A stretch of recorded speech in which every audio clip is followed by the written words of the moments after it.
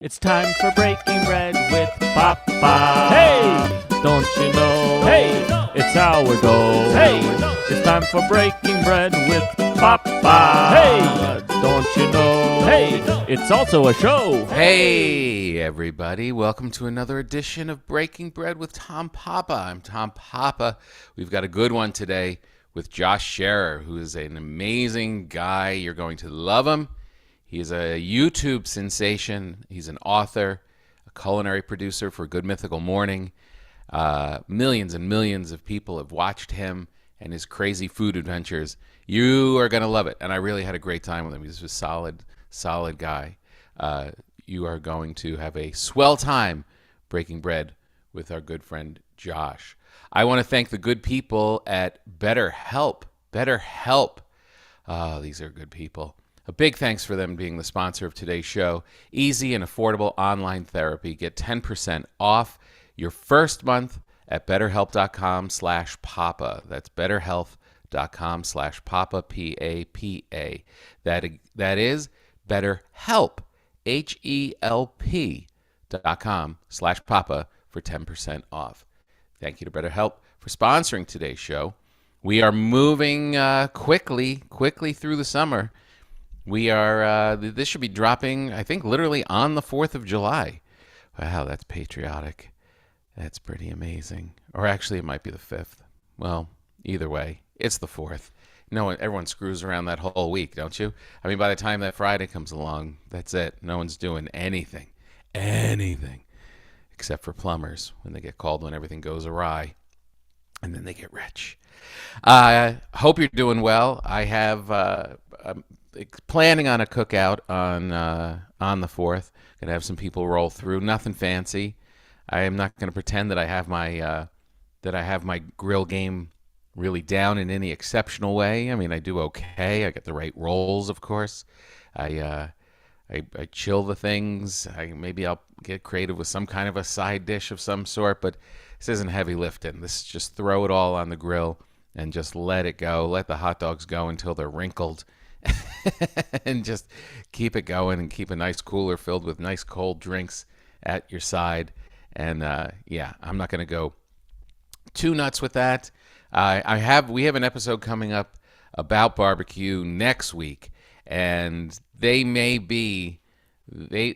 you hear this one, this may launch us all off into honing in our grill game. But that'll be next week. That's a little teaser for the good guys at Pig Beach. It really does make you realize how much you could do and how much you're not doing. But I will say, inside, I've been doing some very cool things. I had a couple comedians come over. My friend Jim Gaffigan and Aaron Foley came over on Sunday. Broke out my classic go-to when people come from out of town and they haven't been here on a Sunday with me. My go-to is the meatballs. It's just Meatball City. It's solid. I got it down. It's impressive. And it makes people very happy.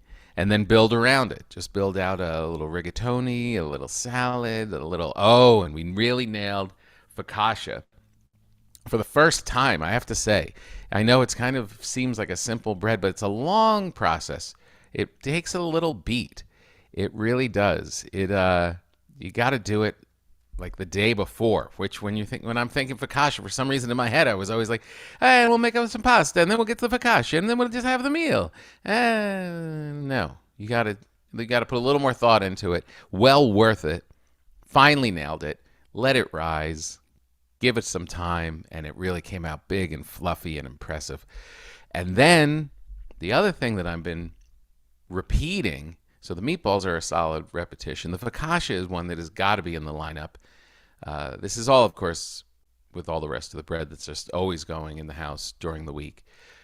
But the other consistent one, which I'm now dialing that in, is the biscotti. The biscotti. I've bounced around with a couple kind of a little fancier recipes, but I found in the New York Times cooking app the straight up Almond Biscotti. I think it's Melissa Clark. And it is a solid recipe. And I've repeated it now 2 times this week. such a good Italian cookie. I mean, it's so perfect. You could have it in the morning with your coffee. You could have it in the afternoon with your espresso. You could have it when you're just walking through the kitchen and want to shove it in your face before anyone sees you. And you don't feel that guilty because it's not crazy sugar. It's a nice balance. And the almond is just amazing. And I don't want to get ahead of myself, but I've always been thinking about how do we get bread to people? All you good listeners. People are always saying, when can we get some? When can I get some? It's a big, difficult thing. I'm kind of working on it. I've got some bread people that I'm talking to, but it's a big endeavor. What I think in my little primitive baking brain have come up with is maybe it's not the bread that we're shipping around. Maybe it's biscotti. And let me pitch this idea to you. What if it's Tommy Biscotti?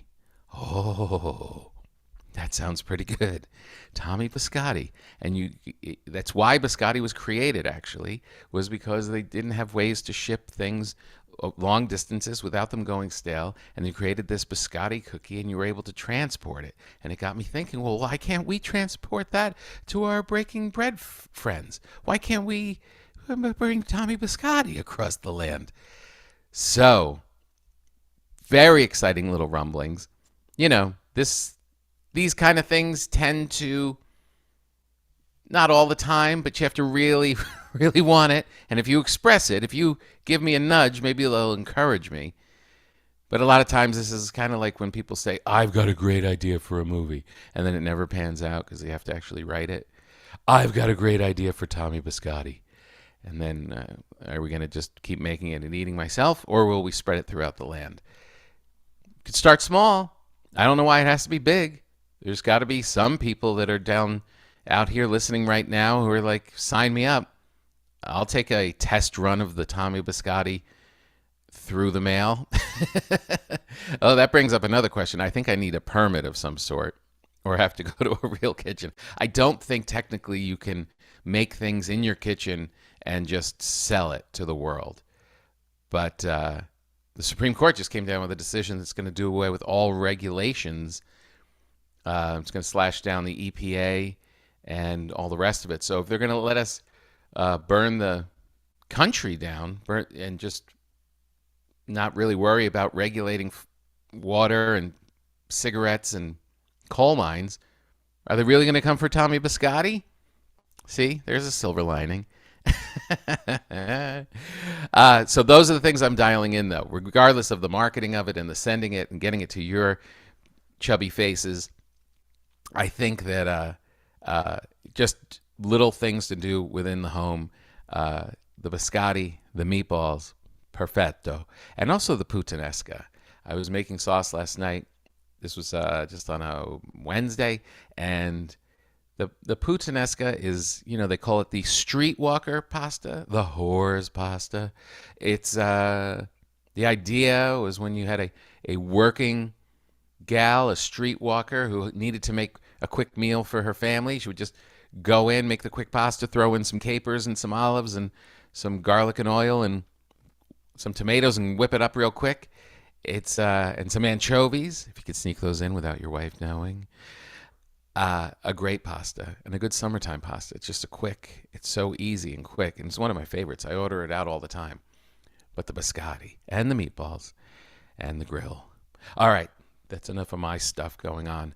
But I hope you're cooking as well. I hope you're baking as well. And keep sharing the stuff online and let me see what you're up to. Josh Scherer. You know Josh. Good Mythical Morning is with Rhett and Link is it's one of the most watched things on YouTube, most watched daily shows on YouTube. I mean, millions and millions of people watch this show. Josh then also spun off and hosts Mythical Kitchen, and that has over 2 million subscribers. He also has a very popular podcast called A Hot Dog is a Sandwich. And he also wrote a book. Oh, man, I'm going to space on the name. I should have written it down. I'm going to look it up because it's disrespectful if I don't. Dun, dun, dun, dun, dun. It's something bro. It's a bro, and he tells a great story about how he wrote the book. We actually start off with it on the podcast. and cookbook. There we go. Bro Down Cookbook. There you go. Bro Down Cookbook. And what's very interesting about Josh, he's an athlete. But he's an author. The Bro Down Cookbook is there's a broy element, but what is bro at this point? There is an evolution of people becoming guys are guys, but and then if you can fill their heads with real fun culinary stuff to do, you're gonna be in good shape. My trusty pal Joey just culinary bro down. The Culinary Bro Down. Is that what it is? Culinary Bro Down. There you go. It's a cool book and a cool story.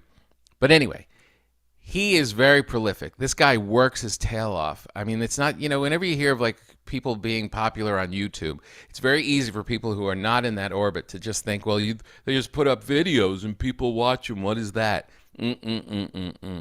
Not at all. The people that work at Good Mythical Morning, this is a huge endeavor. Rhett and Link, super popular, super hardworking guys who met when they were kids, and they've built this thing. And Josh he fits into that engine so well because he just writes like crazy and creates like crazy, and he's very interesting, very funny. If you don't know him, you're going to love him after this conversation. Enough of this, enough praise. I don't want him to get too full of himself. But I really, really like him a lot, and I consider him a new pal. So please enjoy my conversation with Josh Scherer. Well, thank you for being here. Yeah, this is really. I was psyched that you were able to do this because you're very unique in the food world. Thank you. And this is all about comedy and food, and you have a good dose of both. And you make food very fun. Yeah. But there's also the other part where you're really in good shape. You were an athlete, right? At UCLA yeah. and all the rest of it. And you have this dichotomy of being like really ripped and in great shape and talking about like flaming nacho hot dog buns and stuff like that. Like your stuff is off the wall fun food, but you're also definitely health conscious. Oh yeah. So how did you get into this world? Because I guess the fitness had to have come first. Not necessarily, no. Really? So I was a track and field athlete at UCLA, but I was mostly a hammer thrower. Hammer, right? I saw that. I mean, so hammer throwers, if you look at, especially shot putters in this whole world, they're these like 300-pound, absolutely massive dudes. You're spending like 6 hours of your life just throwing heavy objects around, lifting heavy weights, and literally like. There's an old story of one of the UCLA coaches, coached several Olympians. He used to show up to the dining hall with a quart of heavy whipping cream and go up to a freshman if he thought he was underweight and just go like, drink it. And so, that's the culture that I came from. And so we're eating 5,000 calories a day. And I'm like, one day we got home from a meet and I was like, what happens if you deep fry a Chipotle burrito? And so a lot of those foods are sort of, coming from that era of my life. Oh, really? Oh, yeah. Oh, interesting. Well, let me go back though. Track and field, when you were in high school, did they even have hammer in high school? No, they didn't. So I threw shot put and discus in high school. It's in middle school, they were like, beefy teen, here's a heavy ball, figure it out. How tall were you in 8th grade? God, so in 8th grade, I was 6 feet tall, probably 245, 250 pounds.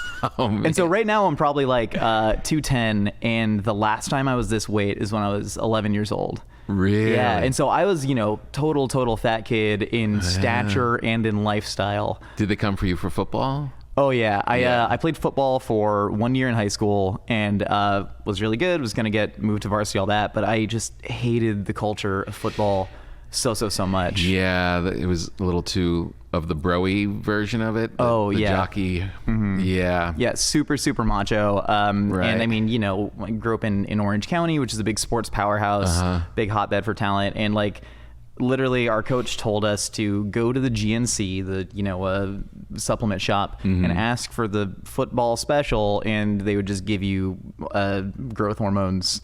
And so there was just a bunch of 14-year-olds. Like legit stuff that you could get at GNC, or was it under the under the table kind of stuff. So the product that was out when I don't know if you're big into the sports supplement world, Tom. I'm not. I wouldn't say big, no, but I've dabbled. I've had a power bar. Hell yeah. So there was this product called Tren Extreme. Tren is short for Trenbolone, which is a growth hormone that I believe they give to cattle to stimulate more meat production. Wow. And when you got beefy teens, you want to stimulate meat production in them, you give them that. But the makers of this product, I believe, actually went to jail because they were obscuring the fact that there were just anabolic steroids in it. And so I just saw that and I was like, I thought sports were about community and character building, man. That's what they said in all the books, man. Doing your best. Yeah. And so I absolutely hated that. And I was like, well, I can just use the same skill set to throw a heavy ball and then get into a college that would not have me academically. Right. And get some money. And that's what I did. Wow. I did I did track as a way to stay in shape for football. Like that was like the thing. Like in the off season, you could still run it. I did not like it. I ran the 400, which was brutal. so brutal. Oh. And then when they would come for me for the relay at the end of the meet, they would like put together who. Did you hide? Were you one of those I would kids? hide. I would hide in the pole vault pits, or I also the shot put and the discus area was off in the at the other end of the field. Yeah. And I would go there and like practice my shot putting. But I have to say, I really liked that part of it. The shot put and the discus was. I wasn't very good. There was like a really big guy that was so good at the discus. And it was one of those sports where like you knew size and stuff mattered, but where the technique of it like was really the thing. Like if you could master the technique of it, that was very intriguing to me. I never really achieved much in it, but I loved being a part of that. Yeah. What's cool about it too is, I mean, everything I do, I completely nerd out and obsess over. I think the kids these days are calling it ADHD, where you hyper focus or whatever. Yeah. But for me, if I'm doing anything, food has been my biggest obsession for the last like 20 years or so. Yeah. But in high school, I would read like Soviet training manuals. Seriously, like weird PDFs you dig up on the internet where it's like, well, the Soviets, they figured out that this exercise has the highest correlation to discus success as seen by Jürgen Schultz's training memoir in 1980. Me and friends used to like watch these old training clips of this insane Swedish dude, Ricky Bruch, who's ended up turning into a comedian and an actor after winning discus gold, watching him train and just huff like, all these weird ammonia salts. Jeez. And so it's a sport that, it all happens within a 7-foot circle. It takes less than 1 second. Right. But if the entire universe exists within that circle, especially if you put, everything you have into that. Yeah. And it's kind of beautiful to me. It's the dumbest thing to obsess over, and it's awesome. Yeah. No, I think it's only dumb if you don't understand it. I think if you come from the outside of it, it looks that way. But once you're in it and around it, I mean, so then when Hammer comes along, so like were you introduced to that when you got to UCLA? So I actually went to UC Santa Barbara first. Okay. And then they was able to offer me more money. And then I picked up the hammer when I was there and just took really naturally to me because it's like the shot put and discus, but even less about strength and athleticism and even more about technique. And so then, I mean, you're spinning in a circle, balancing on your heels and toes 4 times and then release it. I mean, it's balletic. It's beautiful to me. And it looks fun. Oh, it's so fun. It looks, I mean, just like as a medieval torture device that we decided to turn into a tossing competition. And that's legitimately it. It was like a handheld siege weapon in the Scottish Highlands, when they would do that at the Highland Games, then now it's an Olympic event. And so I picked that up there and then went to, the junior nationals to try and qualify for junior worlds. Yeah, wow. And then ended up transferring to UCLA just to go to a bigger market. And every friend I had that stayed in Santa Barbara just, started a t-shirt company, which means they just sold cocaine to pay their rent while, telling their friends they were starting a t-shirt company. Oh, really? So, That was that culture. Yeah. Well, like one works in real estate, the rest are doing that. Oh, really? I mean, it's just, it's a very college town and it's tough to escape. How good were you on the team at UCLA when you got there? They mostly brought me in to try and be the, training partner junkyard dog to their better guy who's like, hey, he doesn't have a training partner right now, you can come in, you're a hard worker, you can show him what smaller schools do who have to have a more dogged mentality, and you can make him train harder. And then instead I just ended up drinking with him a lot. After a while, my I don't know, my confidence in the sport got kind of shattered. I told my coach at Santa Barbara, we don't have to get into the whole thing, but it's kind of hilarious. Told him I wanted to transfer schools, and then he took it upon himself to just try and destroy my life. What? It was utterly bizarre, man. This guy has since been fired. Yeah, Pete Dolan, if you're out there, you can suck it, dude, because you're the worst. Really? He got fired for just emotionally abusing athletes. Jeez. When you have such an insular sport and community, you kind of, you can act like your own weird little cult leader god. Yeah. And so he stole my phone out of my bag at a meet, and then my friend was texting me, a couple of my teammates sold weed, which was in California. I mean, so decriminalized at the time. Yeah. And he, saw somebody texting me like, hey, can you get a dime bag, whatever. And then I come in to his office the next day after he called me in, and he's just like, you're kicked off the team. My best friend is the chief of police. He's going to search your home. You might go to jail. You're a drug dealer, which was not at all. And you're going to be expelled from school and all this stuff. Oh, my God. And in the NCAA, you are not allowed to transfer schools unless your current coach signs off on a paper saying, yes, you're allowed to. And so eventually went through like 3 months of all this. And meanwhile, school season's coming up. I'm like, I don't know where I'm going to school. And then I ended up I actually contacted the ACLU, and they gave me some advice, and they were like, well, if he's in violation of NCAA rules, print that out, highlight the part that he's in violation of, throw it on the desk of the compliance officer, and say, I'm going to the press and the NCAA if you don't release me. And I did that, and then they what was he in violation of?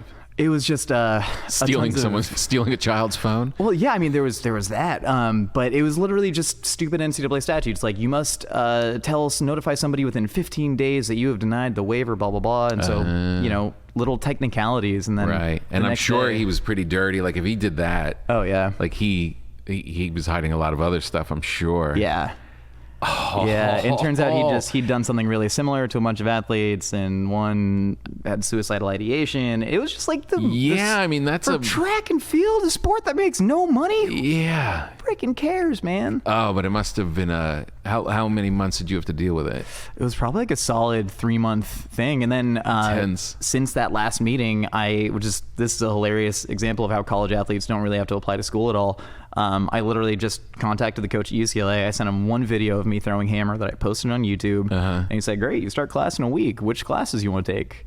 So yeah, shout out. That's great. Shout out Coach Mike Maynard at UCLA. Yeah, that's amazing. Yeah. Oh man, these people are nuts. Utterly, man. I can't imagine. And those guys that have been, I don't know I guess there's just something wrong with them, but they, like all those gymnast horror stories, and you're right, like they feel like they're a god in this one little space, and all that weird human stuff just comes out. Oh, what a creepy thing. It's especially when you're dealing with young people. Yeah.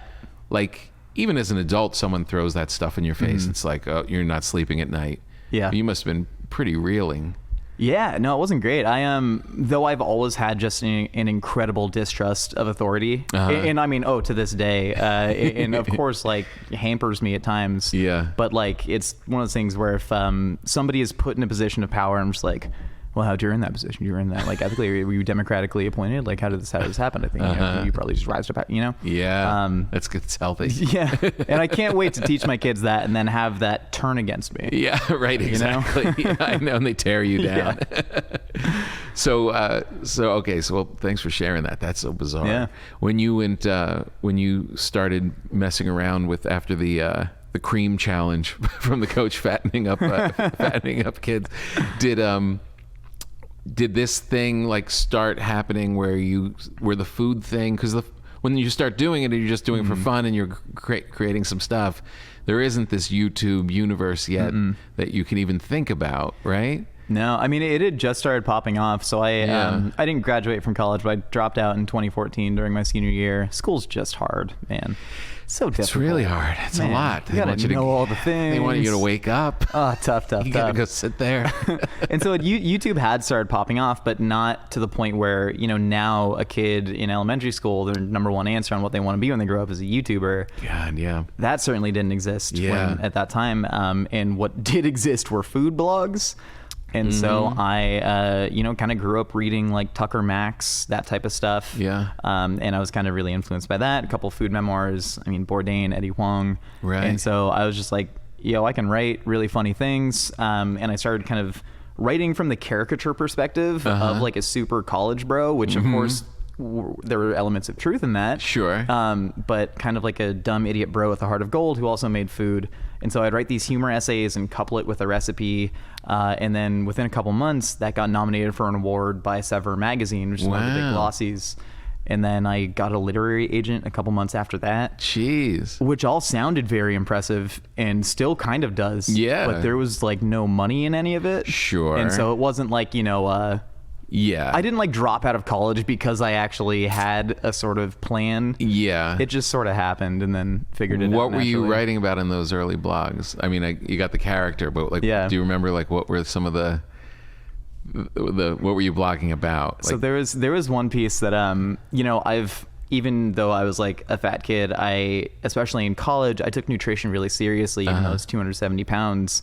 But it was, you know, eat 300 grams of protein a day, all that stuff. And so I've always been obsessed with all these weird diets. And at this point, the paleo diet was the biggest thing. Yeah. And it was most of these macho CrossFit guys who were like, Paleolithic man was so virile and they could bang all night and they could do burpees until I threw up and all they ate were beans or whatever. Yeah. You know? And so I wrote a piece that was about the Veloci diet, which was, you know, if you want to look at the most virile, badass creatures, you got to look at the Velociraptor, man. You got to only eat sides of beef. And I just wrote it from this insane perspective. And then the wackiest thing is now you got people on the carnivore diet, which is literally the Veloci diet that I had outlined in 2014. Is it really? Yeah, so you're welcome to the Joe Rogans of the world who are doing the carnivore diet. That was me. That was me. It was the Velociraptor It was meant diet. to be a joke. I hope y'all don't get scurvy. Oh, that's hilarious. That's so creative. But man, that's had to be encouraging. That, I mean, so especially at that age to write something, you hardly think anyone's ever going to see it. Of course, yeah. And that you got traction so quick, it must have been really encouraging. It was, yeah. I mean, it totally gave me the confidence to, you know, from then I started just pitching publications because I was kind of approaching senior year. I was a political science major, international relations, thought I might want to work for the CIA because they're, you know, hire athletes and stuff like that. And then I actually thought about the prospect of doing that. And I was like, oh, I don't think so, man. Yeah. What was the appealing part of it? Like to be with the CIA, like to travel or to literally just stable government job right that I could do. Because I mean, I grew up, you know, poor. My dad and mom like never really had super stable jobs, bad divorce, killed my dad's career and all that. And so I just grown up with the idea of like government job, pension, do that. Right, security. Yeah, what was your dad's career? So he was in airport cargo management. So he just like worked in different airports, managing cargo shipments. But then by the time he and my mom got divorced, which is when I was 4, so around 96, he, you know, tried to follow us out to California, and he just like aged out of his career and just couldn't get any, you know, positions at that time. Right. And was like homeless for a bit, and then just worked at Rite Aid and 99-cent stores, and eventually ended up becoming a special ed teacher in South LA, which super commendable and really awesome. But you know, I just grew up with a lot of financial instability, so I was like, I just need to be as stable as possible. Yeah. Carve a way out and give me. I don't want to feel like I'm in free fall forever. Exactly, yeah. And so I became a freelance journalist. Yeah. The most stable right job. At the end of it, though, like it was still at that moment, like still kind of a thing you could do, right? Like 10 years after that, it's like, well, yeah. I think I made $50 a pop for my first online post for Los Angeles Magazine, and I was buying like $80 worth of food to write that. And I was like, I'm no economist, but this don't exactly work out in my favor, man. So So when do you make the move to YouTube? So I told you I got the literary agent. Right. Shout out Dado Derviskadich out there. Let's get that money, baby. He looks to nobody in the distance. But I got a literary agent, and I'd been working on a cookbook proposal while also freelancing for whatever publication would have me. I eventually got a full-time staff position at Los Angeles Magazine, you know, eating at Michelin-starred restaurants, being a 23-year-old with negative $40,000 to his name, which was very fun. That's so great. Yeah. And so I eventually sold the book and then wrote this book and utterly just burned myself out So, I mean, I had a crying meltdown in a Starbucks where I went catatonic. What do you mean? Why? This is after the book came out? No, this is right when I finished the manuscript. Like literally hit send from the Starbucks and then immediately had a breakdown. I was working full time at Los Angeles Magazine, where they already told me, like, don't take your lunch breaks. You're going to have to do your reporting on weekends. Oh, God. And you're making $30,000 a year. And so you're going to have to pick up, you're living in LA. So, you know, you're probably going to have to pick up extra assignments. And so I was also freelancing, trying to get as many bylines as possible. I had a weekly column for Maxim magazine writing recipes. Maxim for a time tried to get away from just titties. And they became a little Men's Healthy. Yeah, they put Idris Elba on the cover, and I think 40% fewer magazines sold. What a horrible idea, trying to have some integrity. That was a core business model that worked for a reason, and then it just, you know... And so I guess part of that was bringing in me to write recipe content. Right. And so I was doing all that, and I mean, really burning the candle at both ends. And when you sign a book deal, at least in my experience, I thought it would be like, hey, every month we're going to check in on you. You need 2 chapters by this date, 2 chapters by this date. And instead it was like, you got 9 months. See ya with a full manuscript. Words. Yeah, exactly. Or else we'll sue you for the money back. And so I basically left the book for the last month. You did? Yeah. Oh, man. That's weird because I was just thinking as you're telling your story, like, this is a story really of a writer. This is you're in the habit of cranking stuff out at this point. Like, you've written a lot of stuff. Yeah. But too much stuff, though. Yeah, maybe. Right. Exactly. And you're still doing other stuff. This is a side thing, is the book. I mean, it's not even other stuff. It's this is a huge reality of new media that people don't talk about enough, I think. Mm-hmm. I, grew up reading Jonathan Gold in LA, as did a ton of people. Yeah. And, he famously walked down Pico Boulevard and ate at every single restaurant. Right. And, he wrote his reviews, and I was hearing some people talk about how all the writing in LA sucks compared to Jonathan Gold. No one could be Jonathan Gold. No one could be, which I agree with. He was a fantastic, absolutely virtuosic writer, big old heart, just a beautiful, beautiful soul. He could make a living writing 1 column a week. Mm-hmm. I had a quota of 3 posts a day. Right. Right of now. What length? What do you mean posts? I mean, whatever length gets you SEO value, and also can be a story that would get people to... everything's so tracked online. But these are articles. You're not just talking posts of... Oh, no. These are social media articles. posts. These are like... Oh, yeah. No, full-on articles. Full-on articles. Yeah. And so 3 a day? Yeah.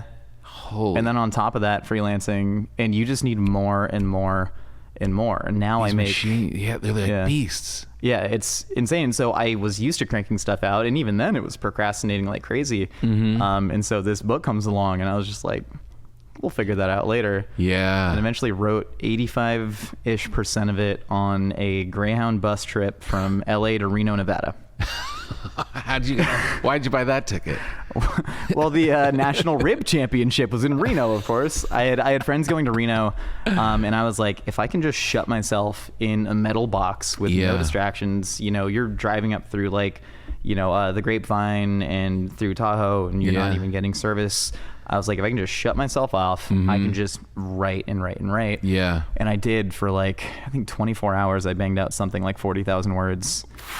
Yeah. What were you writing on? Just who knows at this point? No, what physically? A little Chromebook. This is before I even had a real laptop. That's good. That's actually good. There's not a lot of distraction on that. Yeah. No, literally nothing. And 40,000 words in how many? 24 hours total. My God. I took about between the 12-hour periods, I took a break to eat a bunch of ribs and get drunk in Reno. Which Reno, biggest little city in the world. What a nice place. It is beautiful. It's like a bunch of cruise ships that have been stranded on land. And they're like, it's a great way to put it. We're just docking. Yeah, it really is. And the people that populate it never found a way back onto a ship, and they just dried out in the desert. And they didn't need to. They're they living got some out there, boots. Their skin acclimated to the sun. Oh yeah, it's just like raisins at that point. Yeah, it really is. So what was the book? What it wasn't a cookbook. It was. It was a cookbook. It was, but just with a lot of fat around it. Exactly. Yeah. Right. Yeah. And what was the working title or the theme like you were going towards? So It was the blog was called Culinary Brodown. Okay. A name that a stoned man at a party blurted out when I was thinking about starting a blog, and I said, "That's the ticket." It is a good one. Yeah, and so it was called the Culinary Brodown Cookbook: Recipes for a Dope Ass Life.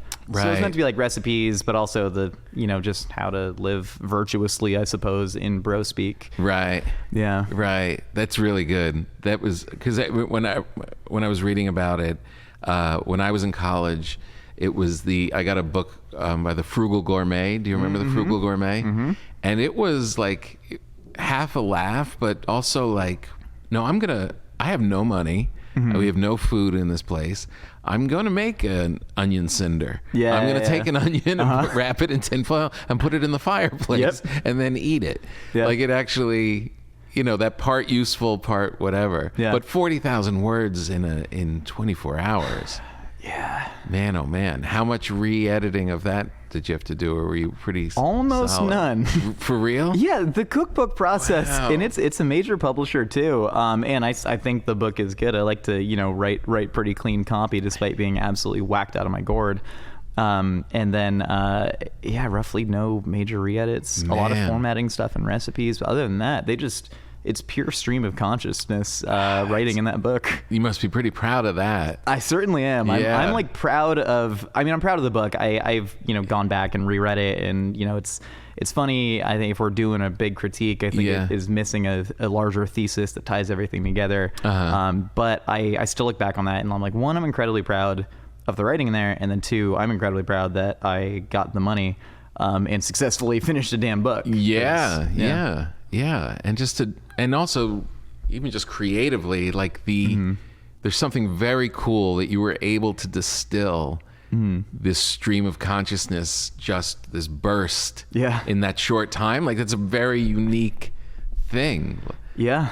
It was I mean, the cool thing too is that you were writing all this other stuff, but you knew this was looming. So your subconscious is going to work on it without you sitting on your Chromebook, right? Like, big time. It's kind of happening even when you're not really aware of it. Yeah, it was all pre-written in my head, and then it just kind of vomited out on the page en route to Reno. That's so great. That's so great.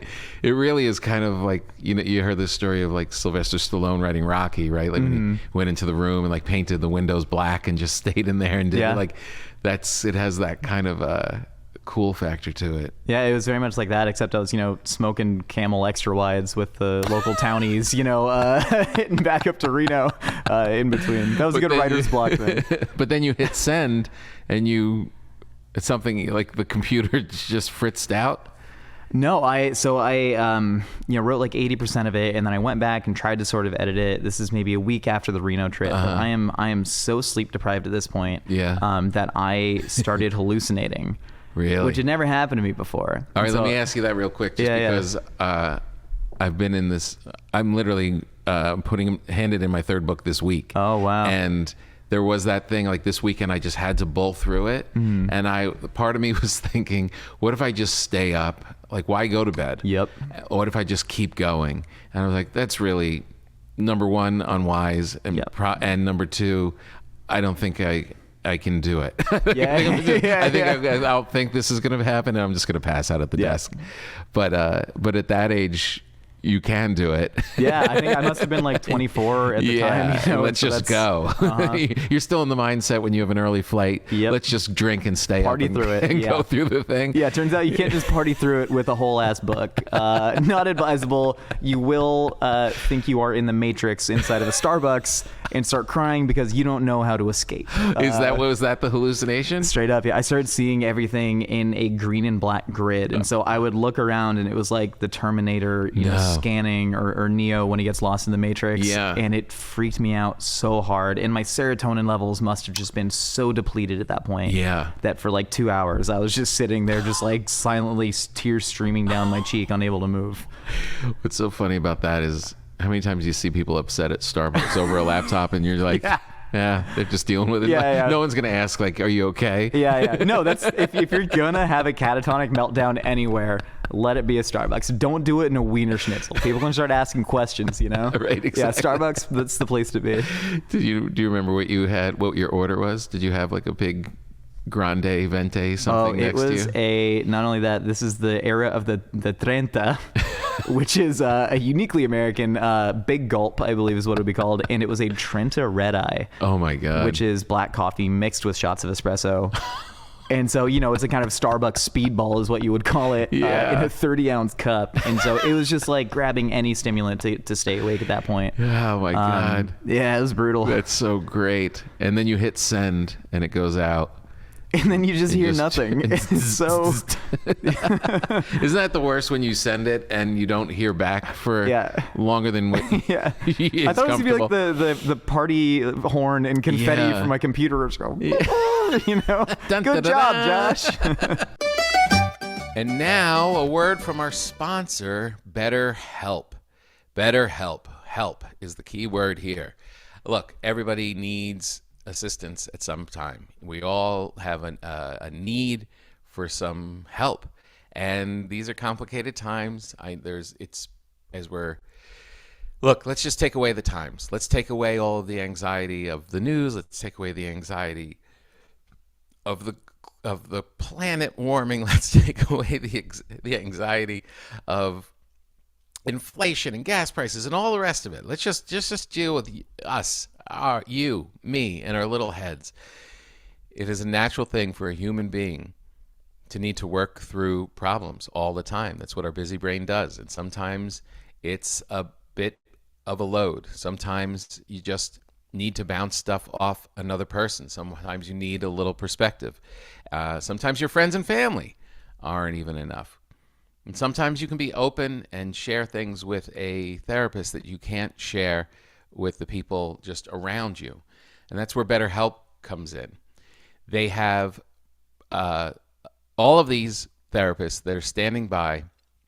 They can match you with a therapist within 48 hours. Within 48 hours. I mean, this is the cool thing. They just made searching and finding help and finding someone to talk to very easy. It takes the stigma away. You don't have to ask for referrals. BetterHelp is your friend. In online therapy, they offer video, phone, and even live chat-only therapy sessions. So you don't even have to see anyone on camera if that bothers you. It's much more affordable than in-person therapy. And like I said, you'll be matched with a therapist in under 48 hours. Give it a try. Even if you just want to talk through something, if you just have this little inkling, like, hey, maybe that would be cool for me, you may not even be aware of how much help you can get. And you may not even be aware of what just speaking to somebody who has a little knowledge and a little guidance can do for you. You may open up a whole new way to balance your life. Look, in my comedy world, every comedian I know has their weekly session with their therapist, and they bring it up and even talk about it on stage. And these are people that are just very busy heads and always just looking to be honest and truthful and try and help themselves out, and that's what we want for you. Our listeners get 10% off their first month at BetterHelp.com/Papa. That's BetterHelp, HELP.com/Papa. You will get 10% off /Papa. Thank you, BetterHelp. You're just like, how can I drive my car home? Yeah, exactly. Oh my God. How old are you at this point? 30, just turned 30. Just turned 30? Yeah, and I feel ready for it. Yeah. How old were you when you did the book? 24 when I wrote it, and I suppose it came out when I was 25. Right. And then that is how I ended up in the YouTube game. I had done one video with Mythical, which does Good Mythical Morning with Rhett and Link, who I currently work for. I did one video with them randomly. I got hooked up through, one of our producers used to work with one of my editors or something. And she asked her, do you know anybody that does weird stuff with food? And then she was like, well, my associate editor at this luxury magazine happens to have this weird ass food blog.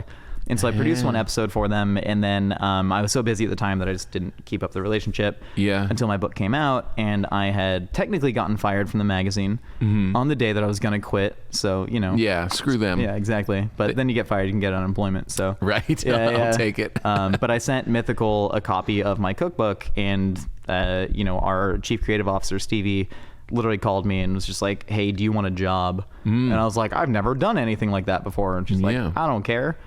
And I've been there for almost 5 years now. Wow. Yeah. That's 5 years, really? Yeah. We've only been doing, so Mythical Kitchen is the spinoff that I now host. Right. We've only been doing that for about 2.5 years. Oh, okay. So I was doing sort you of were behind part of the their camera. thing, right? When you would make stuff for them and Exactly, appear yeah. once in a while, kind of thing. Yeah. Right. Did you hit it off with them right away? Was it a tough environment to kind of break into because they so had a lifetime of, I mean, literally their whole lives together? Yeah, it kind of was, but it was more tough to break through the fandom, which YouTube fandom is very, very intense. Because unlike you watch, say, a sitcom, you might really enjoy Ray Romano. We're talking about Phil Rosenthal earlier, so Ray Romano's in the brain. But you might really enjoy him, but you understand you are watching somebody playing a character. Even a stand-up, they're on a stage, and you're watching other people watch them. YouTube, especially the roots of it, Rhett and Link started making videos in their garage. So you feel like you are a part of them. You feel like they're talking directly to you because they are, in a way. There's an intimacy there. Exactly. It's closer to like radio almost. Yeah. In the old truly. days of like people had this connection with them that. Yeah, it's very one-on-one. Yeah, right. That's it. It's and so one-on-one. getting the trust of the audience as like a new person in that environment, that was something that I always took like really seriously. Like, don't come in and rock the boat too much or swing too hard. Like, understand why people love them so much, and then try and figure out how to take the base of that and then filter that, sort of through me and how I can become my own version of that. Right. In a sense. So it's kind of like a long process. That was pretty savvy. Did you figure that out on your own, or were you just kind of conscious of the atmosphere at that point, or were you? Yeah. I mean, I think so much. I've had to produce so much content over my life that you learn really fast how to code switch. Right. And so I'd write an article for Vice that would be in an entirely different voice than an article for my blog would be in an entirely different voice than an article for Los Angeles Magazine, where we're trying to not lose our sponsorship from Infinity Motor Cars. You know what I mean? And so I just learned to code switch so much and to adapt to whatever medium, which again also switches freaking constantly now. Right. That any new thing springs up, I'm like, how do I still stay true to myself, but also learn the medium, learn the audience, and learn what makes it tick. Right.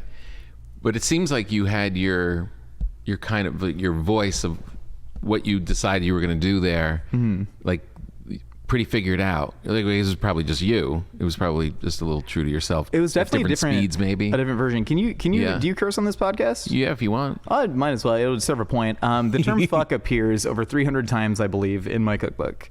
It was just part of the shtick. You know, bro like, thing. Put the fucking pork belly in the fucking oven. That's it. Right. It was the thing. And then Rhett and Link were at least started very sort of Christian, and also YouTube demonetizes any cursing, and so suddenly that was taken out. Suddenly any of the very blue stuff was taken out. Right. And so I had to sort of abandon that shtick, and still also as I matured, I was like, well, maybe that stuff isn't as funny to me anymore as well. And so I sort of, did adapt, but also just, it's still just been me the whole time. Yeah. Cause I mean, when you go back to the reason you left football in that one year, is because you weren't really broy. Yeah. You weren't really that thing, but you knew how to speak that kind of, that thing. And there's a big, it sounds funny, but there's a wide spectrum to broness. Certainly, right? I mean, there's just guys that are just like, are really crude and mean and whatever, but there's also just guys that are guys and just enjoying themselves, but they're also kind and, are going to be nice to a girl. Yeah. No, I mean, in college, I would literally, go from deadlifting 600 pounds in the weight room, and then I performed a spoken word poem about toxic masculinity in the Brew and Den coffee shop. Right. In the same day. Yeah. And so, I like being able to swing across that whole spectrum. Which is kind of like, it is an interesting, it's interesting how men are actually changing. Like that there is like this, from our fathers or grandfathers, you had to be this one way, and there was like, and you just shut up and you dealt with it, and you don't talk about anything to anybody at any point. And now there's, without losing masculinity, everyone's open and searching and looking for ways to relate and be more thoughtful and be more kind, and it's and you see it with podcasts and all these different things that are emerging. Like, it's almost like people have been craving it. Yeah. Men have been craving it. Oh God, they've been craving it for thousands of years, man. Yeah. Gee, at least watching like my own father and him talking about his relationship with his father, it was just very tight-lipped, clenched teeth. Yeah. Don't express yourself too much. You know, and I watched my dad he always tried to pantomime. I mean, he's a boomer's boomer. Like, he is a direct victory baby. Yeah. And he always tried to pantomime this kind of macho man. But I'd watch him take a sip of a dark beer and kind of grit his teeth and like not finish it over the course of the meal. Like, were you trying to impress 8-year-old me, Dad? What the hell is that? Yeah. And so I love that we're just redefining what masculinity means. Right. It's incredible, and especially moving from football to track.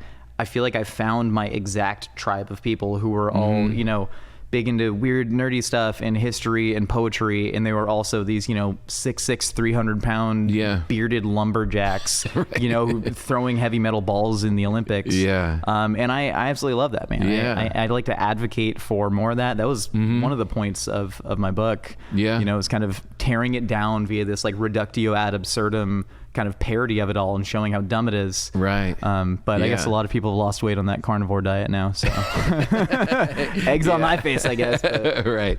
Yeah. Then there's always that thing of like people that see the irony and don't see the irony. Yeah, like, you know what I mean? Like, and they kind of go along for the people who watch Fight Club and go, "Oh, we should start a Fight Club. Right. That looked badass, dude." Exactly. There's always those people out there. Yeah, exactly. All right, so you start working for them and feeding them stuff. Was it the unique kind of outrageous kind of like finding new fun snack foods and that kind of thing right off the bat, and you've just kind of carried that through, or were you kind of finding your way, and were they asking for different things in the beginning? Yes, I mean, the reason they immediately called me when I sent them my book was because they were like, "This is exactly where we want the food on our program to go." Right. It was very YouTube-y. It's very, I would make stuff like Flamin' Hot Cheeto fried chicken in the cookbook because that's some dumb stuff I do in college, especially after drinking. And that was a very YouTube-y type thing, right? These very iconic images that you can put in the thumbnail of a video and people want to click on it to see what it is. For real, And so they'd been doing things that were sort of similar, but they didn't have anybody with the actual culinary acumen to pull it off. Right. And so I came in and, we would just make the most absurd things possible, and they really loved it. The fans really loved it. How were you coming up with the ideas for it? Like when I spoke with Babish, and his thing is all like from TV shows, whatever they make, and then you would make it. Where were you coming up with ideas? Was it just off your head of like this would be fun? Pretty much. But I mean, a lot of the times if somebody just gives me like an adjective and a noun, I'll just be like, great, I can cook that. And so we have a team of writers who, they're all comedy writers, and so we have this pilot series, this flagship series called Will It, where the idea is we'll take a cheesecake and it'll be like beef bile Will It cheesecake. And so I'm just sitting there in a writer's room and they'd be like, "Can you make a beef bile cheesecake?" And I was like, "Yeah, of course." And I was like, you'd have to, the bile's liquidy, so you'd have to reduce it down because that way it's not going to, cause the consistency to change. It's not going to shift the fat to water relationship. But yeah, of course I can do it. Why? No reason. And then that ends up on the show. Do you ever say no? Was there ever a no? There's certain things, and like, God bless our writers, but I will never forget when someone came up to me and they were like, "Can you make a sandwich invisible?" And I was like, I think this is what's called a logical paradox. Unless you're talking about some like deep state military technology that exists that I don't know about. That can cloak the bread. No, we can't. And they were like, "No." My head went right to gelatin. Gelatin and some good lighting. And we did that, man. We did the chef Wiley Dufresne famously made a clear pumpkin pie. And so I was like, I can make any pie clear. Right. And so like, what if we just made and have people guess what the flavors were? And so, we did like a tobacco flavored clear pie. Oh, really? And so it's kind of being referential to a lot of things that existed. And then like, how can we make this as insane as possible? So where did your knowledge come of food? Like you legit have like an understanding and working knowledge of it. It wasn't like, it seems like in the beginning it was just kind of fun and thinking about fun shit. Like in college we used to make grilled cheese with an iron, just putting it in a tin foil and and the onion cinder.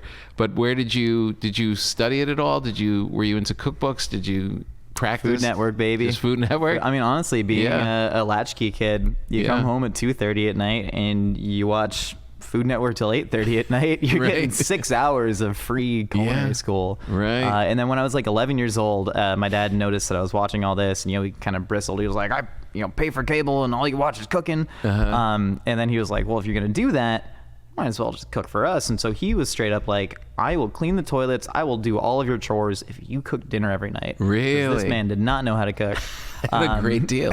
Yeah, it really was. And Yeah. I mean, he gave me a budget, and I would set off when I was like 11 years old to Trader Joe's with my little reusable plastic bags, asking people like, hey, is this the only gorgonzola that you have? And, trying to check my budget, see if I could afford the $4.99. And so I literally was cooking for my family every day for a long time, and then started cooking for friends in high school, cooking for friends in college. I would just read everything I could. Tom Colicchio's book, Think Like a Chef, is a really formative one for me. I would read all the food memoirs I could, just trying to... Very cool. I'm always perpetually scared that I am underprepared for something. And so especially when I decided to get into food media, or at least try and chase that dream, I was like, I'm going to read everybody and everything. And I was memorizing menus on Yelp. And when I interviewed for Los Angeles Magazine, I was too poor to eat at any of the restaurants they wrote about, and so I memorized their menus on Yelp. And somebody asked me in an interview, they're like, oh my god, have you been to Otis and Penelope yet? And I was like, ugh, yeah, I had a 7:30 res, and get this, they ran out of the beef rib. They're like, no way, at 7:30? I was like, yeah, they had a 10 top. Never been to the restaurant before. I looked up a Yelp review that said order the beef rib early because they run out, and I was just like lying about all these. There's still places to this day that I don't think I've been to in LA, but I don't know if I've lied about it in the past to somebody important. To where I just go, oh yeah, I've been there. I've been everywhere. No, I haven't. Did you have, when you start becoming the family chef, did you have a favorite of the families, or with like a signature dish, like either out of just ease, or that you were just like known for, like it's chicken night or whatever? So I had an early signature dish that I've actually always wanted to try and recreate or make it not terrible on the show. But one thing when you get an 11-year-old watching unfettered Food Network, you learn how to make a nice baked chicken and stir fry from Rachel Ray. But then you start getting a little out of your league, out kicking your coverage, so to speak. And so one of my signature dishes was savory spiced crepes. This is the official language, filled with a mushroom and scallop risotto. Wow. And when I say that, I mean I boiled minute rice and I mixed a can of cream of mushroom soup with the 99-cent frozen bagged scallops that they had at Albertsons. Whipped that all together and then filled it in Bisquick that had been spiked with hot sauce. Ooh. Yes. Yeah, this is great, because this is kind of your whole thing. Yep. This is your origin story. This is. Really, because as funny as any of those items are on their own, I know that must have tasted amazing. Like, you put that together. Oh yeah. You're no one's going to complain about that. Yeah, the verbiage was a little highfalutin for what it actually was, I'll admit. I think I was an early marketing and branding expert. But you know, I feel like that combination could still work to this day. Yeah. A lot of vinegar in that pancake, though, I'll tell you what. Oh, really? It's a heavily vinegared pancake, Tom. Oh, it's so great. All right, so here's the thing. This is kind of back to the new man, right? You have all these like great things, like you just want to click on any flaming hot whatever. Did you ever have the flaming hot Mountain Dew, by the way? Yeah, we actually turned it into a like a guest streak for chicken wings. Oh, which really? was really nice. Yeah, reduce it, mount it with butter, a little bit of vinegar. Pretty nice. It's pretty good. I've been meaning to try it. I haven't stopped off and gotten it yet. Okay, man. Is it? Yeah, you kind of know what it's gonna taste like before you taste it. Right. You know what you're gonna feel like. Yeah, exactly. All right, so you have this really fun, outrageous kind of stuff that you can make and play around with. But back to, you're still an athlete. You're obviously still working out. You've been out of school for some time, but it seems like it must still be a big part of your life. Yeah. In your mind, how do you balance, or how do we balance having the fun and being really healthy? Oh man, I don't know if what I do is balance, right? I think and a lot of people ask me that, and they're like, you're healthy, you're fit. And it's like, I was in a wheelchair because I tried deadlifting too much on my 30th birthday in an urgent care, getting a shot of Toradol to the butt. Wow. Like, what I do isn't healthy. I've stumbled upon these weird meme pages on YouTube that are like very kind of pro-toxic masculinity. Don't know why the algorithm served me that, but it'll be like they showed this video that was, you know, kind of very fat phobic and whatnot, and it was like, this is healthy, and it shows Ronnie Coleman, if you know who that is. Deadlifting, and it's like, this is healthy, push. If you know anything about Ronnie Coleman, he is absolutely, I mean, crippled. Can't walk. Now. Yeah, dude can't walk. That's not healthy. Me doing CrossFit, you know, 9 sessions a week isn't healthy. Yeah. So I don't know that I have an answer for that, man. I think Well, all right. So let's stick with your mania then. Yeah, please. please. Let's stick with it, because we have the good food origin. Like, we have the good fun. Like, that all makes sense. That story you told. At what age do you start becoming conscious of like what you're going to put in your body, not just working out and going for football and all the rest of it and track and field?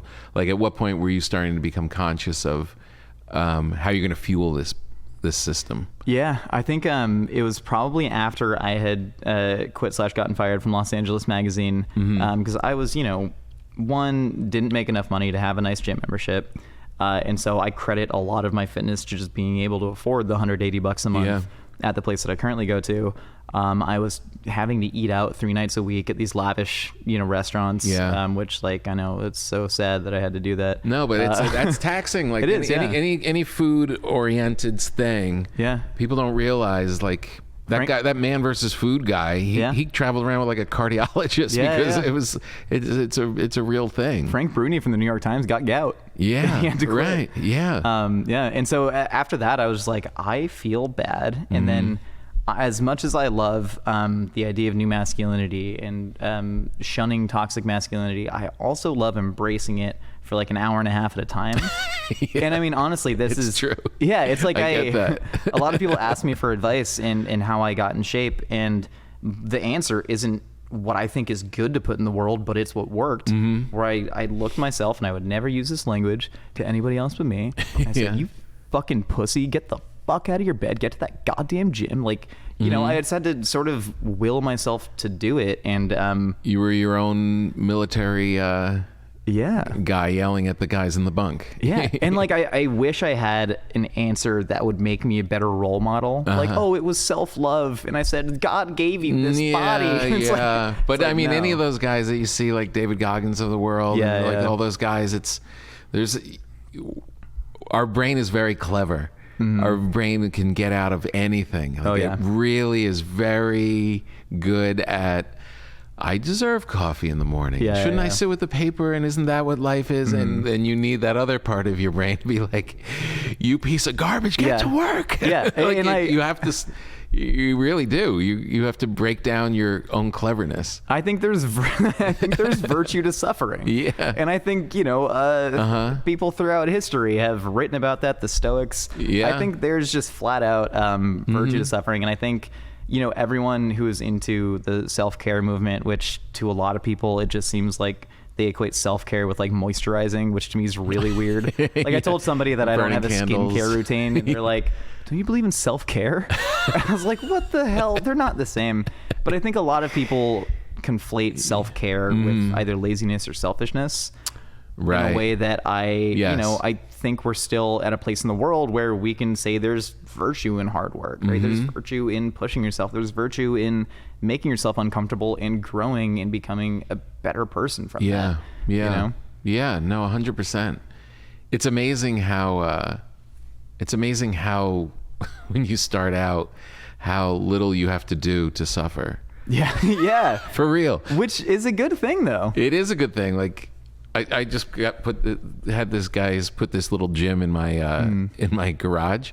Shout out to Adam, Adam Fitness, and it's like this cool thing, and like it has these classes, and I was like, oh yeah, this will be fun. And I'm like, all right, it has a pull-up bar. When's the last time I did a pull-up? It has rings. Like, I'm going to do what with these rings? And then, and a box to step up. And I was like, all right. And I took the first class. And like when you said burpees, I almost twitched because, and there's 3 different people like doing the class on the TV at the same time you're doing it, and of different levels. And I'm like, I'm probably the middle guy. I'm the middle guy. I'm not her. Like she's going to be really fast. I could tell she's going to have crazy girl strength. And this guy in the middle he's probably close to me. And then that big giant guy with his belly hanging over the side. That guy's going to be eating my dust. I always want to know how those people are cast in those, because I did the same thing with the yoga video once, and there's like Karen in the back is struggling with her movements, and that's okay, Karen. Right. It's just like, I know. They're like slapping the big guy around. And I was closer to when we got to the burpees at the end of the workout, I was closer to the big guy by far than either of the other 2. And I was like, ooh, this is going to be a journey. Like this is going to be it. But it felt so good. Like I was literally sore that night. Like you normally are sore the next day. I was sore that night. And I hadn't really been pushed like that since like high school. Didn't it feel good? Felt great. Oh, great. It felt great. Did you keep doing it? Like, are you, this literally is 5 days ago. Oh man. Well, I guess the question still stands. The question still stands. I have not been back. I did the Peloton in between because it's 98 degrees here right now. Yeah. And it's in the garage. It's a scorcher. I haven't really dialed in that. Well, it's good. My daughter's like, how about a fan? I'm like, yeah, maybe that's a good idea. Or get up early in the morning and do it. Just train like a boxer. Just put the trash bag on, and then make sure you have like a life alert in case you get heat stroke. And that's. I know. I literally, there's the box that you do the step ups on, Yeah. And you hold a dumbbell and go up on the steps. And I was just like laying on the box, watching them at a certain point. But there is something so great to it. There is a really something pretty solid. It's entirely changed my life. I mean, I'd always worked out really hard, and even when I was working for LA Mag, I'd still lift like 3 days a week, stuff like that. But then now every single morning, getting up at 6 a.m. going, and I don't want to sound like that schmuck who's Mark Wahlberg wakes up at 3:30. No, he doesn't. Yeah, I know. I saw. Not true. Exactly. He's not getting out of his first workout and praying at 3 in the morning. No matter what Father Stu said. But in any time anybody describes their fitness or diet routine, you got to just do like, okay, times 0.7. Because that's what they're actually doing. Right? There's days when they get invited out from people. There's days when they're not actually doing that. And if they're not doing that, then they are just actual sociopaths and certainly not role models to look up to. In that case, you know what I mean? Yeah. And so I just, every morning, at least, let's say times 0.7, getting up 7 a.m. in the gym and get all of my toxic masculine rage that is inherited by all of us through our fathers and their fathers. I just put that into the barbell, and then I can show up to work with a clear head and be ready to be non-competitive and collaborative and empathetic. And I think I just need that 90-minute release of just purging all of that, listening to death metal. I mean, my hand's literally bleeding on your table, Tom, from lifting earlier today. Just get it all out of your system. That the mental part of it, I mean, I don't want to say it's completely blows away the physical part, but during the pandemic, when I was just like, all right, we can go 2 directions here. We can either work out every single day, or we can just deal with a mental health crisis. And getting on that bike corrected me every single day. 100%. Just the mental part. I was like, I don't care if I'm losing weight. There is no physical part. It's all the mental part, right? Like it's not to get back to the Matrix. The spoon does not exist, right? Even the way that you are reacting to your body changing, right? That's literally all mental. I don't know how you feel about Cartesian dualism and whether the brain and the mind are one and the same. But I will say, when people talk about the split between, well, there's the physical part, the physical benefits, and the mental benefits, they're all mental benefits. The physical benefits that you're perceiving, you perceive that with your brain. It's all a mental benefit, if that makes sense. Not to get all mystical. Almost. Keep going.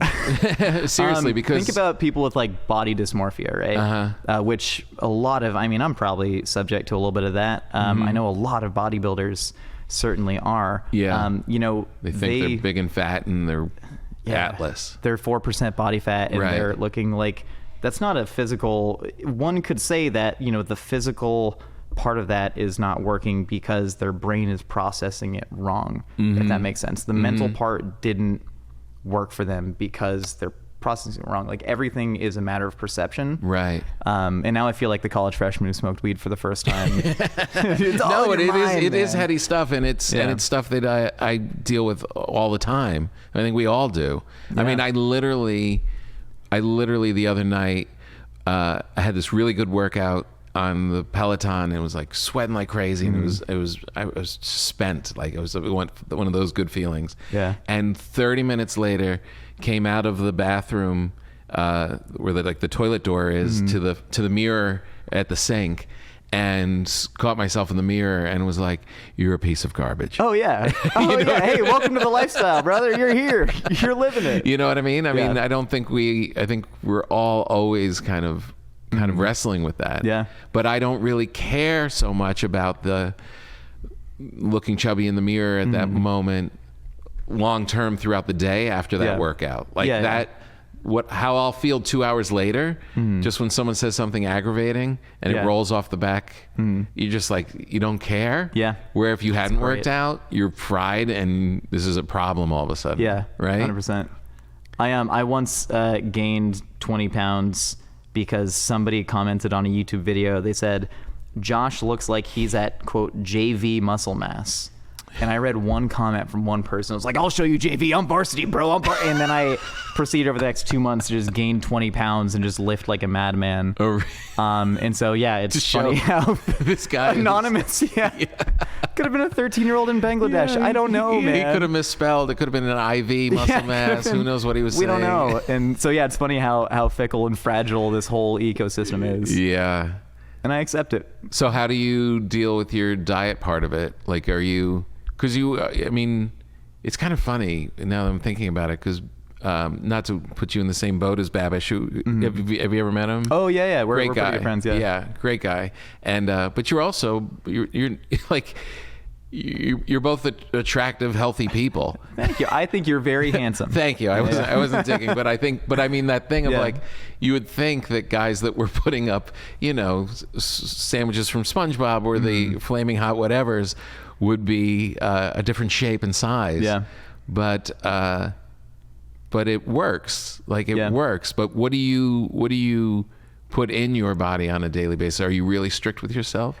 No, I mean, I have my sort of rules where, one, I work out so much because I can be less strict with it. I love drinking on the weekends. I love, eating.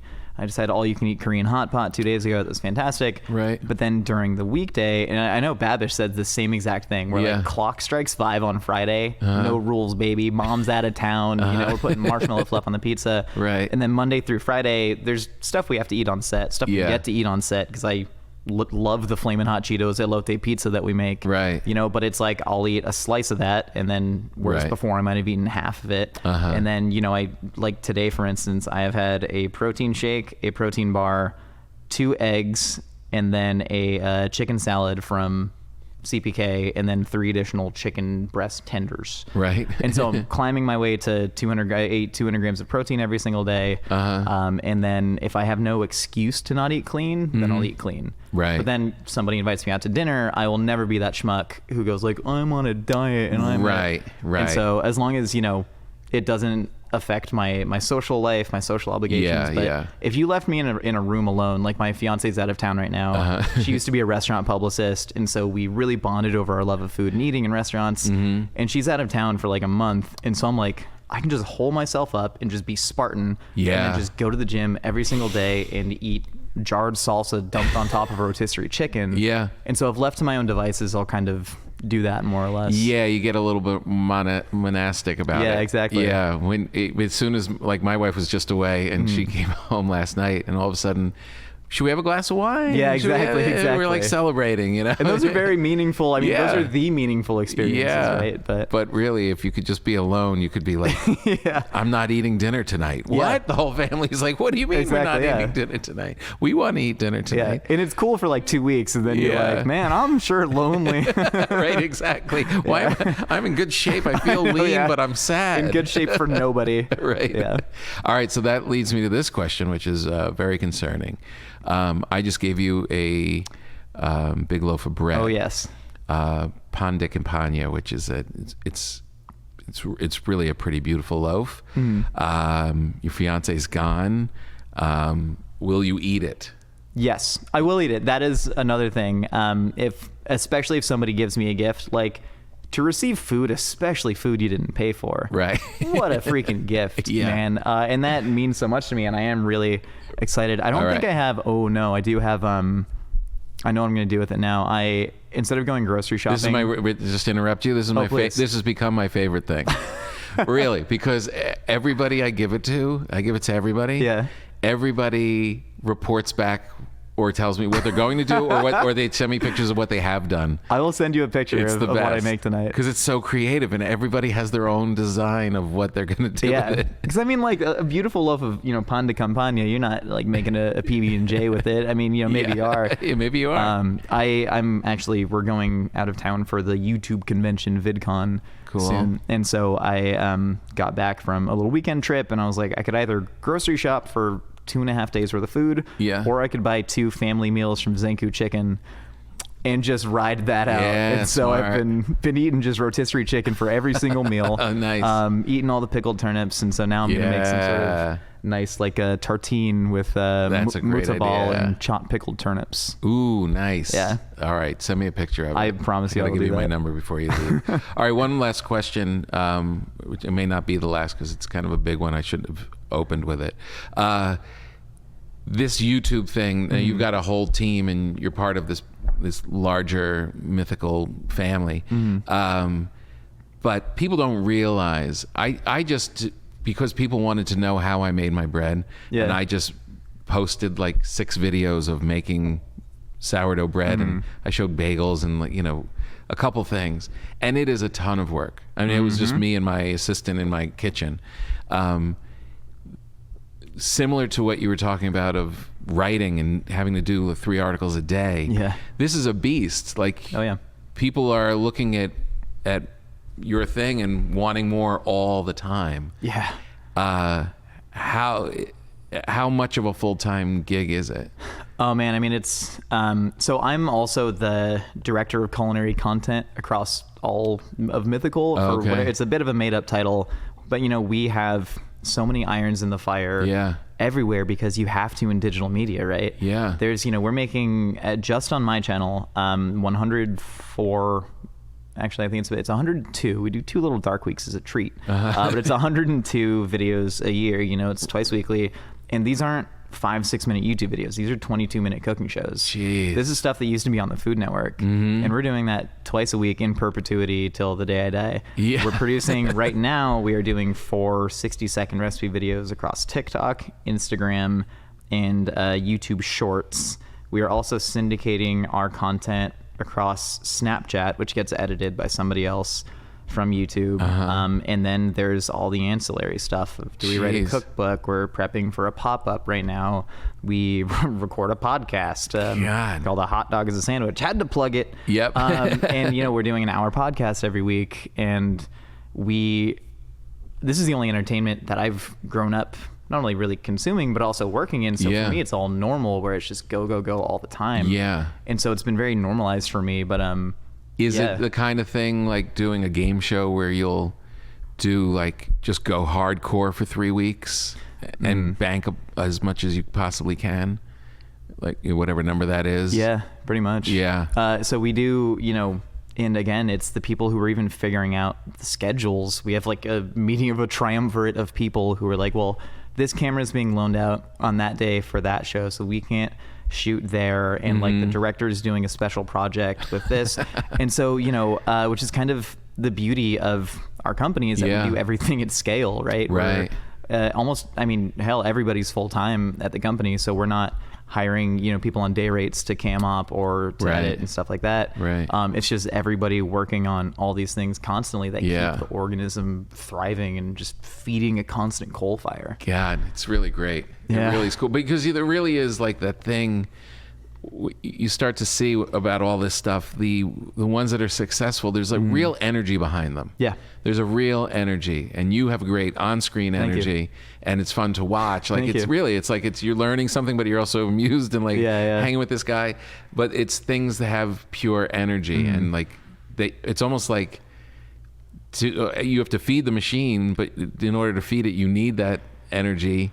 It kind of is all kind of feeds itself in a way. It does, and the fact that you can't languish on anything. Yeah. I mean, and again, when I wrote the cookbook, if you want manic energy, look at a 24 hours on a bus to Reno, right in the cookbook. You know, and you click send, and you can't languish on anything because, well, there's another thing you got to do. Yeah. And so I will get, one of the trippiest things to me is like someone tweeted at me the other day. They were like, "I finally get that reference you made to The Fighter," and I was like, I say so many things. There's like 3 hours a week of me just saying stuff. Can you be more specific?